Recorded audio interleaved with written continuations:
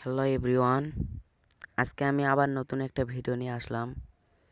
তো আজকের গল্পটা আমি বলবো দুইটা বন্ধুকে নিয়ে, যে ফ্রি ফায়ার গেমটার জন্য কিভাবে তাদের ভিতরে ফাটল ধরলো, কিভাবে তাদের বন্ধুত্বটা নষ্ট হয়ে গেল।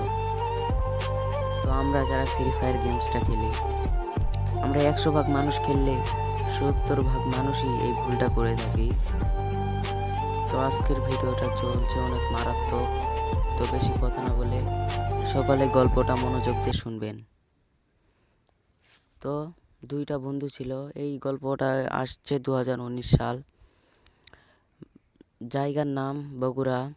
দুই বন্ধুর বাড়ি একই এলাকায়।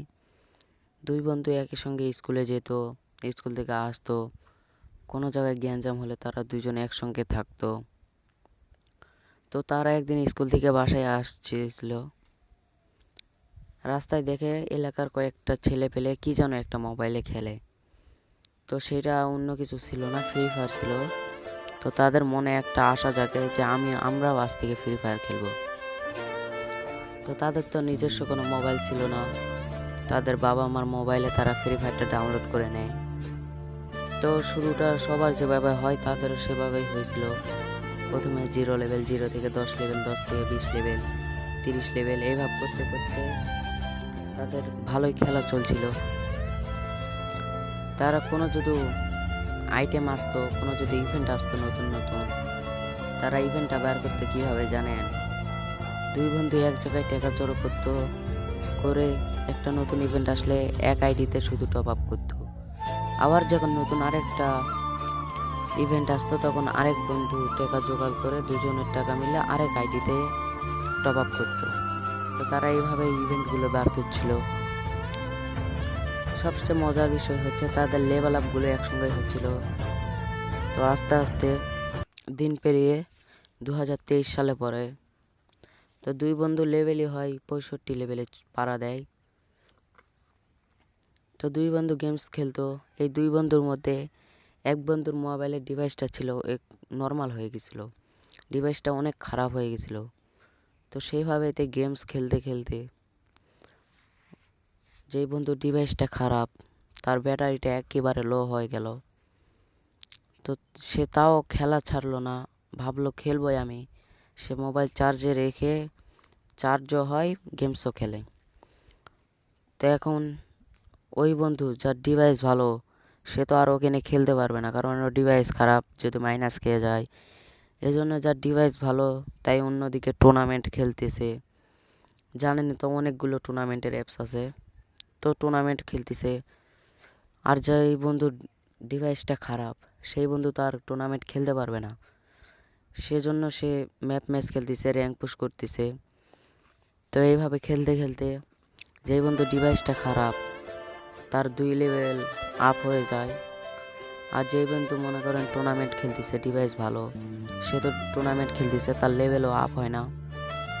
তো এখন যেই বন্ধু ডিভাইস ভালো সে এখন বলতেছে, তুই নিজেকে অনেক বড় প্লেয়ার ভাবিস না, তুই আমার আগে যাস, কাস্টম খেলবি নাকি? যার ডিভাইস খারাপ সেই বন্ধু বলতেছে, দেখ বন্ধু আমার তো ডিভাইসটা খারাপ, ডিভাইস যদি আমার ভালো হতো তাহলে তোকে 7-0 দিতাম। তো তাদের মধ্যে এইভাবে ঝগড়া শুরু হয়। তো এইরকম যার ডিভাইসটা ভালো সে টুর্নামেন্ট খেলতেই থাকে, আর এইদিকে যার ডিভাইস খারাপ সে ম্যাপ ম্যাচ নিয়ে ব্যস্ত আছে, র্যাঙ্ক পুশ করতেছে।